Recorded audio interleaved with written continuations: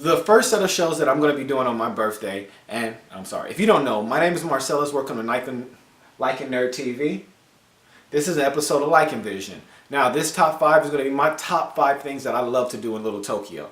Now, for me, I grew up in South Central LA, and the only way that I can get a piece of Japan was to go to Little Tokyo. Me and my friend John, we used to go on the bus constantly, and then when we got cars, we used to drive all the time to Little Tokyo. So we grew up in Little Tokyo in a sense. We watched it grow, we watched it change, and it's pretty dope for me to be a stand-up comedian that specializes in nerd comedy and anime comedy to do a convention that's in Little Tokyo on my birthday and do comedy and a panel. So shout out to Unnecessary Debates, shout out to Ronin Khan, Danny here, I'm going to put their information right here. Danny, man, shout out to you, thank you, I appreciate everything you've done for me and my career. So this is going to be my top 5 things that I love to do in Little Tokyo. Interesting enough, it hasn't changed over years. I'm 35 now, well I'm turning 34, and I always say I'm older than I really am.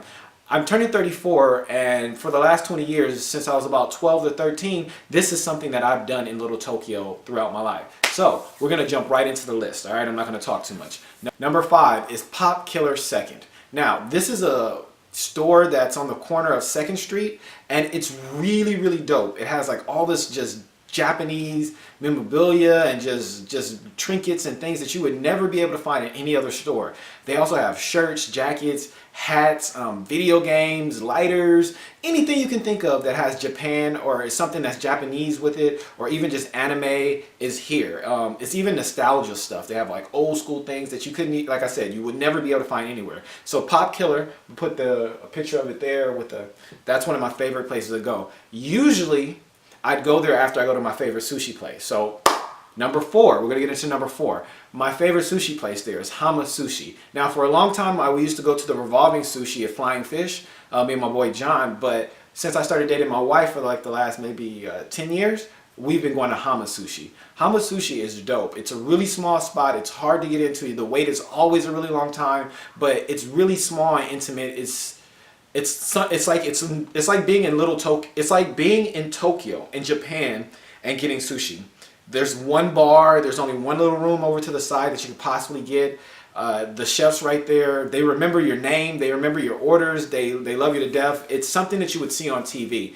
A funny story is that when my son was born, my wife hadn't been able to eat sushi for a really long time. So as soon as my son was born, I snuck out to Hama Sushi, and they usually don't do takeout orders. But because they recognized me and they knew my wife, they gave us a takeout order, and it was free. They gave it to us for free because I told them the story of her not being able to eat sushi and wanting sushi. So shout out to Hama Sushi. That's a dope spot. We always usually go there, and then we hit a Pop Killer next. So it's just dope to eat and then like walk around there and look at all the things. Number 3 on my list is pretty dope. In the Little Tokyo Mall, there's on the 2nd floor an arcade. Now, this arcade has changed over time, but it's always been there. It's really dope. For the last few years, me and my homeboys were going there and playing the Maximum Tune games and the Initial D. These are games that have these cars where you can soup up a car and get your horsepower really high and just challenge each other. And also, you can leave a profile of yourself on these games, and people can race it while you're not there, and you can see if you're still king. I think to this day, I'm still on one of the top of the levels. What's it called? Yeah, one of the drift courses on Maximum Tune. My name is Havoc, Lycan Havoc. So yeah, look me up if you go there. So we would love going to that arcade and being able to just walk around Tokyo Mall. There's also a lot of cool shops, food places there that we would alternate and go to on a regular basis. Now, number 2, talking about food, Shinshin Gumi. Now, I've never had Shinshin Gumi before, maybe like 5-6 years ago, but I had it in the valley, and it ruined me from all types of ramen. Shinshin Gumi is the best fucking ramen I've ever had in my life. Like literally now, even after that, whenever I eat ramen somewhere else, it doesn't compare. It pisses me off. I'm really mad. So thank you for ruining me, Shinshin Gumi. I'm glad that they put one in Little Tokyo. It's newer. I think it's only been there about 6-7 years, but it's dope. So that's another place that we love to stop. We have to eat. And yeah, Shinshin Gumi, best ramen spot there. If you're in Little Tokyo, check it out. My number 1 thing to do in Little Tokyo that I love, without a shadow of a doubt, is go to Ronin Expo.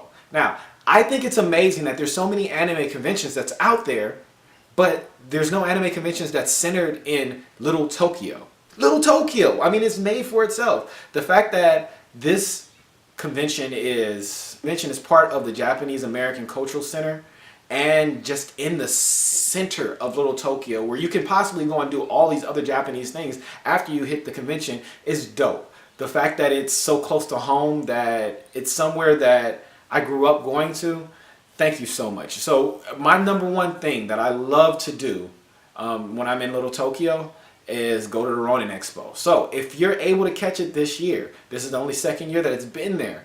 Come check it out. It's June 2nd. It's going to be there all day at the JACC. I'll put all the information up right there.